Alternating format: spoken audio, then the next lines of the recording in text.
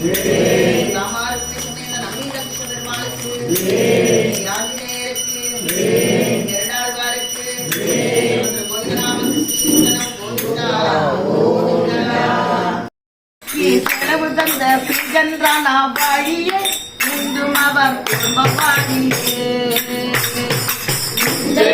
செலவு தந்த பிரிஜன்றான வழியே இன்றும் அவர் குடும்பவாடியே இன்றும் அவர் வாழியே இன்றும் அவர் வாழியே இன்றும் அவர் வாழி வாழியே இன்றும் அவர் வாழியே இன்றும் அவர் வாழியே இன்றும் அவர் வாழி வாழியே.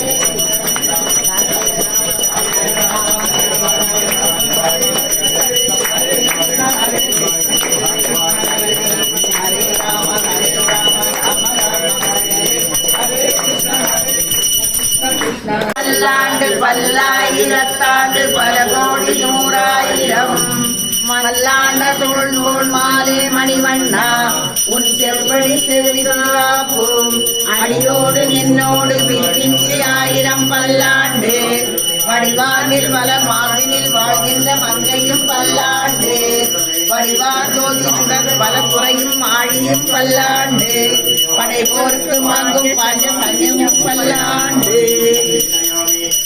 வாழி திருவாய் மொழிப்பிள்ளை மாதவன் ஆளும் மணவாளன் மாமுனியன் வாழியவன் மாறன் திருவாய் மொழிப்பருளை மாநிலத்தோர் தேடிப்பறை செம்பியூர் செய்தாமரை காலினை வாழியை கேரவாழி திருநாதி வாழியை உயிர்மாறும் ஊனூரும் வாழியை சுந்தர திரு தோழினை வாழியை கையுமேந்திய முக்கோலும் வாழியை கருணை பொங்கிய கண்ணினை வாழியை பொய்யில்லாத மணவாள மாமுனி உந்தி வாழி புகழ்வாழி வாழியை அடியார் வாழ அரங்கநகர் வாழ சடகோபன் தன் தமிழ் நூல் வாழ்க கடல் சூழ்ந்த மண்ணுலகம் வாழ மணவாள மாமுனியே இன்னும் ஒரு நூற்றாண்டு இரும் என்னை போல் பிழை செய்வார் உலகிலுண்டோ உன்னை போல் பிழைவன் வருவார் வல்லார் உண்டோ அனைத்திற்கெல்லாம் வாழ விருந்த ஏகாந்த மாமுனிவன் இந்த ஏழை திரையிலையன் அடியேன் ராமானுஜ தாத்தா பெருமானி நமோ நாராயணா.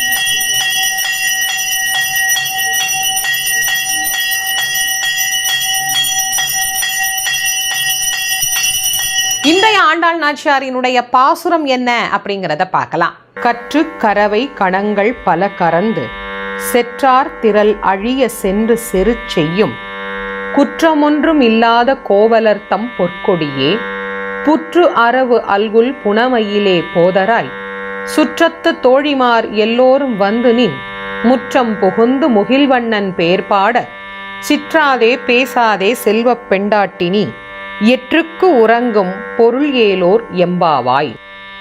இன்றைய பாடல்ல ஆண்டாள் நாச்சியார் ரொம்ப அழகான ஒரு விஷயத்தை நமக்கு சொல்றார். கற்றுக்கறவைகள் எடுத்த உடனேயே அந்த பசுமாடு அதனுடைய வாழ்க்கை, ஏன்னா அந்த ஆயர்குலம் என்பதே முழுக்க முழுக்க பசுக்களை சார்ந்த ஒரு வாழ்க்கை தான்.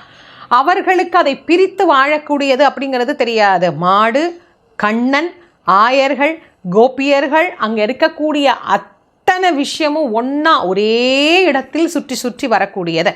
கண்ணனையே மையமாக வைத்து வாழக்கூடிய அவர்கள் இயற்கையினுடைய அந்த நியதியை ஆண்டாள் நாச்சியார் ஒவ்வொரு நாளும் சொல்கிறார். எல்லாம் சரியாக நடக்குது, அதது வேலையில் அப்படியே போயிட்டுருக்குது. நாங்கள்லாம் தோழிமார்கள் எல்லாம் ஒன்றாக சேர்ந்து கண்ணனை வழிபட புறப்படுகிறோம். சுற்றத்து தோழிமார் எல்லோரும் வந்து அவர்கிட்ட போய் சொல்கிறாங்க, இந்த பார் எல்லா தோழியும் வந்தாச்சு, நீ தான் இன்னும் வரணும், வா கிளம்பி வா. அது பாட்டு. ஆனால் பாட்டு சொல்லுகிற தாத்பரியமாக நம்ம எதை தெரிந்து கொள்ள வேண்டும் அப்படின்னா, எல்லாரும் சேர்ந்து போக வேண்டும் என்கின்ற ஒரு கருத்தை இதில் தொடர்ந்து விதைத்து கொண்டே இருக்கிறார் ஆண்டாள் நாச்சியார். ஏன் எல்லாருமா சேர்ந்து கும்பிடணும்? அவங்களுக்கு விருப்பமான நேரத்தில் போய் கும்பிட்டுக்க வேண்டியதானே.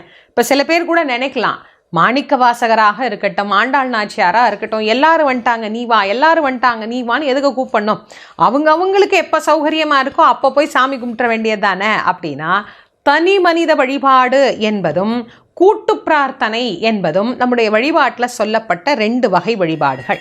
இதில் எது உயர்ந்ததுன்னு கேட்டிங்கன்னா, கூட்டு வழிபாடு மிக உயர்ந்தது.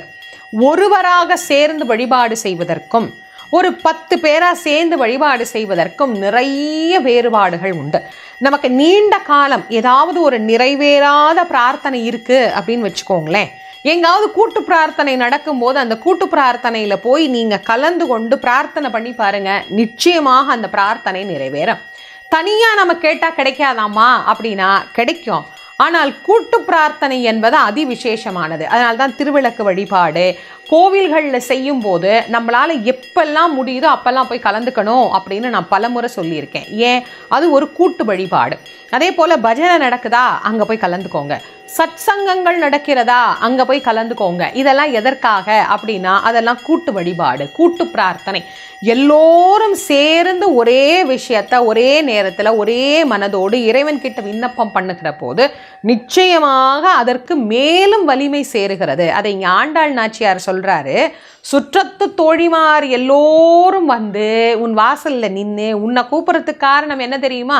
நீயா போய் வழிபாடு செய்கின்ற போது கிடைக்கின்ற பலனை விட எல்லோருமா சேர்ந்து போய் கேட்கிற போது நிறைய பலன் கிடைக்கும். ஆகவே தோழி பெண்ணே, சோம்பேறித்தனத்தை பார்க்காத, எழுந்து வா அப்படிங்கிறத நமக்கு சொல்றார். அதனால இப்போ நீங்க நினைக்கலாம், எல்லா இடத்துலையும் இந்த கூட்டு வழிபாடு சரி வருமா அப்படின்னா, நீங்க வீட்டிலையே, நம்ம வீட்டில் ஒரு 3 பேர் இருக்கிறோம்னா அந்த 3 பேரும் சேர்ந்து பிரார்த்தனை பண்ணலாம்ல.